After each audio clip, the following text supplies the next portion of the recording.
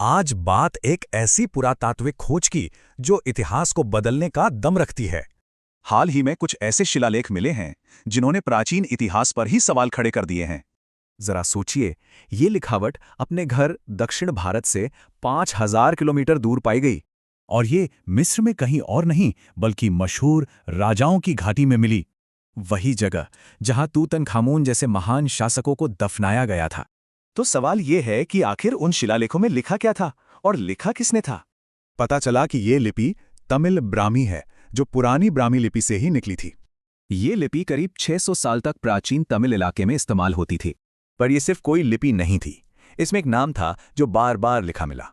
एक शिलालेख पर लिखा था, सिकाई कुरुन आया और देखा, एक प्राचीन यात्री का सीधा संदेश।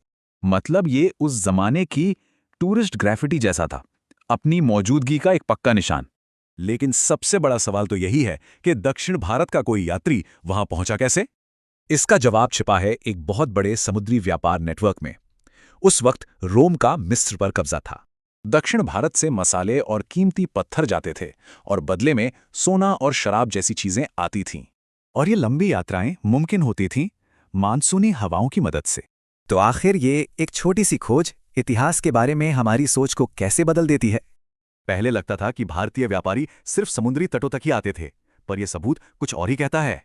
ये साबित करता है कि प्राचीन दक्षिण भारतीय दुनिया से अलग थलग बिल्कुल नहीं थे, बल्कि वे एक ऐसी कनेक्टेड दुनिया का हिस्सा थे जहां कई संस्कृतियां एक साथ थीं। मतलब प्राचीन वैश्वीकरण हमारी सोच से कहीं ज्यादा आगे था।